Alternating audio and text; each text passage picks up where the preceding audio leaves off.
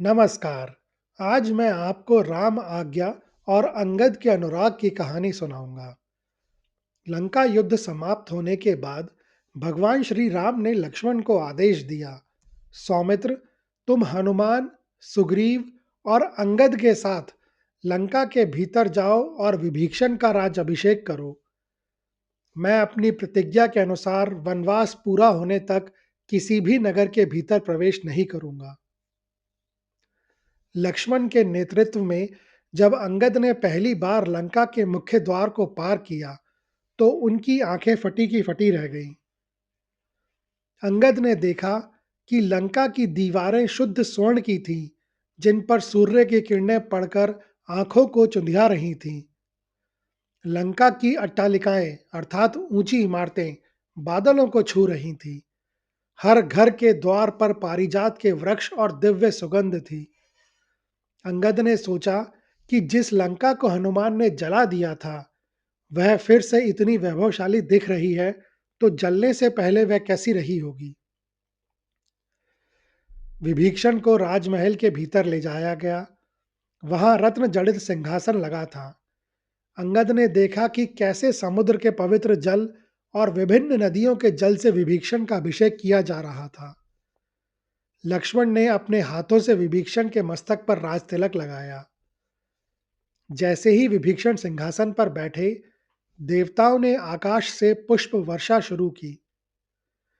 अंगद वहीं खड़े होकर सब देख रहे थे। उनके मन में विचार आया कि विभीषण, जो कुछ दिनों पहले तक एक शरणार्थी की तरह राम के चरणों में आए थे, आज इस महान साम्राज्य के स्वामी हैं। राज्यभिषेक के तुरंत बाद विभीषण सिंहासन से उतरे और सबसे पहले लक्ष्मण और फिर हनुमान व अंगद के गले मिले। विभीषण ने कहा, यह मुकुट मेरा नहीं है, यह तो रघुनाथ की कृपा का प्रसाद है। अंगद ने विभीषण के उस स्वर्ण सिंहासन पर बैठे देखा, तो उनके मन में अपनी स्थिति को लेकर एक सूक्ष्म तुलना शुरू हो गई। अंगद ने सोचा, किष्किंधा का राज्य चाचा सुग्रीव को मिला, लंका का राज्य विभीषण को मिला। ये दोनों ही प्रभु की शरण में आए थे।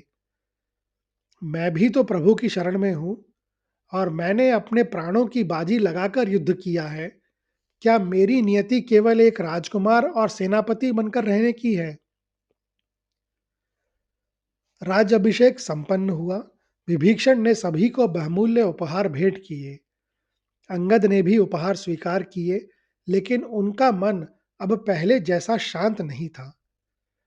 उनके कदम लंका से बाहर तो निकल रहे थे, लेकिन उनकी सोच उन ऊंचे महलों में उलझ गई थी। जब लक्ष्मण, हनुमान और अंगद शिविर में लौटे, तो श्री राम ने सबका स्वागत किया। उन्होंने देखा कि अंगद की आंखों में वह चमक नहीं थी जो एक विजय के बाद होनी चाहिए। श्री राम ने बड़े प्रेम से अंगद को अपने पास बुलाया और पूछा, हे अंगद, लंका का राज्यभिषेक कैसा रहा? क्या तुमने विभीषण का ऐश्वर्य देखा? क्या उस स्वर्ण नगरी की चमक ने तुम्हें प्रभावित किया? अंगद ने संकोच के साथ सिर झुका लिया। प्रभु ने उसके मन की बात जान ली थी। उन्होंने अंगद का हाथ थामा और उन्हें एकांत में ले जाकर बोले, अंगद, तुम्हारे मन में यह विचार आ रहा है कि सबको राज्य मिला, लेकिन तुम्हें क्या मिला? क्या यही बात तुम्हें कष्ट दे रही है? श्री राम ने आगे समझाते हुए कहा, अंगद, इस संसार में दो प्रकार की संपदा होती है। एक वह जो दिखाई देती है, जैसे स्वर्ण, महल और सिंहासन। यह नश्वर संपदा है। रावण के पास यह सब था, लेकिन क्या वह उसे बचा पाया? आज वह विभीषण के पास है, कल किसी और के पास होगी। फिर राम ने अंगद की आंखों में देखते हुए कहा, दूसरी संपदा वह है जो दिखाई नहीं देती। वह है ईश्वर का प्रेम और सानिध्य। विभीषण को मैंने लंका का राजा बनाया, क्योंकि उसे धर्म की स्थापना के लिए वहां रहना होगा। लेकिन तुम्हें मैंने अपने हृदय में स्थान दिया है। तुम मेरे साथ अयोध्या चलोगे, विभीषण को राज्य मिला है, लेकिन तुम्हें राम मिले हैं। अब तुम स्वयं बताओ, बड़ा कौन है, राज्य या राम? प्रभु के इन शब्दों ने अंगद के हृदय के सारे जाले साफ कर दिए। उन्हें बोध हुआ कि वे जिसे अभाव समझ रहे थे, वह वास्तव में परम सौभाग्य था। अंगद भावुक होकर श्री राम के चरणों में गिर पड़े और बोले, हे नाथ, क्षमा करें। मैं सोने की चमक में असली स्वर्ण अर्थात आपके चरणों को भूल गया था। विभीषण लंका के राजा हैं, लेकिन वे भी आपके दर्शन के लिए तरसेंगे, जबकि मैं तो आपके साथ रहूंगा। मुझे राज्य नहीं, बस आपकी सेवा का अधिकार चाहिए। श्री राम ने अंगद को गले लगा दिया और उन्हें अपना अंगद अर्थात शरीर का हिस्सा कहा। उन्होंने कहा कि अंगद की सेवा और समर्पण का मूल्य किसी भी साम्राज्य से बड़ा है। अंगद का वह मानसिक द्वंद्व हमेशा के लिए शांत हो गया और वे पूर्ण निष्काम भक्त बन गए। इस घटना के कुछ समय बाद की बात है। अयोध्या में श्री राम का राज्याभिषेक संपन्न हो चुका था।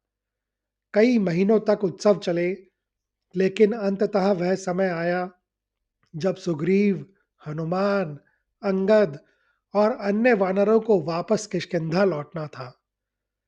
भगवान राम ने सबको बहुमूल्य वस्त्र और आभूषण दिए।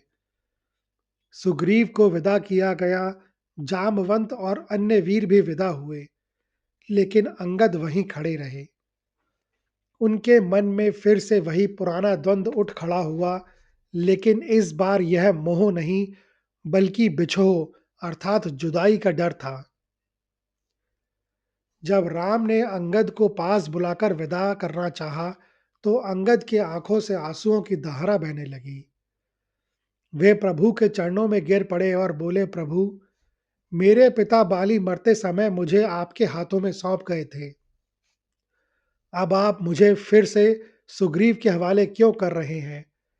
क्या मेरे रहने से अयोध्या का अन्न कम पड़ जाएगा? मुझे महल नहीं चाहिए प्रभु, मैं आपके घोड़ों की देखभाल करूंगा, आपके महल के बाहर पहरा दूंगा, लेकिन मुझे अपने से दूर मत भेजिए प्रभु। श्री राम स्वयं भावुक हो गए। उन्होंने अंगद को उठाकर गले लगाया। राम ने कहा, अंगद, तुम मेरे हृदय के टुकड़े हो। तुम्हारा नाम ही अंगद है, यानी जो मेरे अंग से उत्पन्न हुआ हो। तुम्हें किष्किंधा जाना होगा, क्योंकि वहां की प्रजा एक धर्मपरायण युवराज की आवश्यकता है। तुम वहां रहकर राजकाज संभालो, लेकिन तुम्हारा मन सदैव मेरे पास रहेगा। राम ने उन्हें राजनीति और धर्म का अंतिम उपदेश दिया और अपनी निज माला यानी स्वयं के गले की माला अंगद को पहना दी। अंगद बार बार पीछे मुड़कर प्रभु को देखते थे। उनके पैर आगे नहीं बढ़ रहे थे। ऐसा लग रहा था जैसे वे पत्थर के हो गए हों। वे बार बार राम की छवि को अपने हृदय में बसाने की कोशिश कर रहे थे। अंततः राम की आज्ञा को सर्वोपरि मानकर भारी मन से वे किष्किंधा की ओर चल दिए। अयोध्या से विदा होकर किष्किंधा लौटते समय का वह मार्ग अत्यंत शांत और भावुक था। जहां अन्य वानर अपनी वीरता के किस्से और अयोध्या से मिले उपहारों की चर्चा कर रहे थे, वहीं हनुमान और अंगद सबसे पीछे चल रहे थे।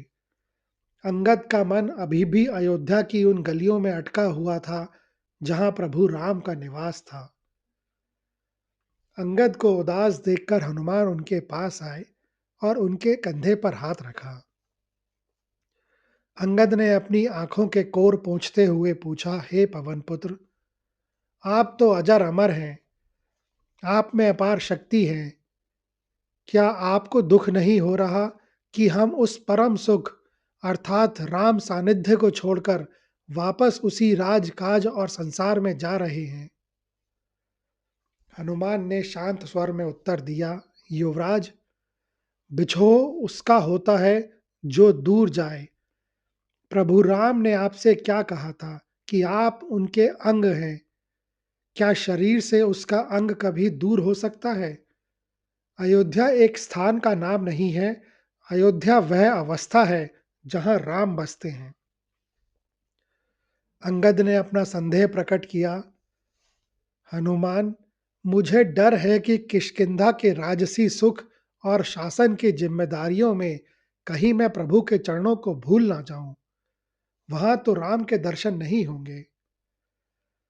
हनुमान ने तब उन्हें एक बहुत बड़ा सूत्र दिया। हनुमान बोले, अंगद, जब हम लंका में थे, तब हम राम काज कर रहे थे। आज हम किष्किंधा जा रहे हैं, तब हम राम आज्ञा का पालन कर रहे हैं। राम काज से भी बड़ा राम आज्ञा का पालन करना है। तुम प्रजा की सेवा यह सोचकर करना कि हर जीव में राम है। जिस दिन तुम्हें एक दुखी प्रजा के आंसू पूछोगे, समझ लेना कि तुमने प्रभु के चरणों को छू लिया है।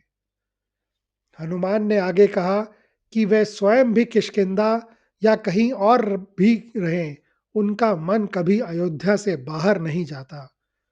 उन्होंने अंगद को समझाया कि असली भक्ति वह नहीं जो केवल प्रभु के सामने बैठकर की जाए, बल्कि वह है जो प्रभु से दूर होने पर भी उनके सिद्धांतों को जीवित रखे।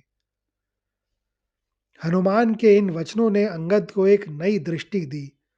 उन्हें समझ आया कि अयोध्या वह स्थान है जहां भक्ति है, किष्किंधा वह कर्म भूमि है जहां उस भक्ति को प्रमाणित करना है। इस यात्रा के दौरान ही अंगद ने हनुमान से पूछा कि क्या वे कभी अकेले महसूस नहीं करेंगे।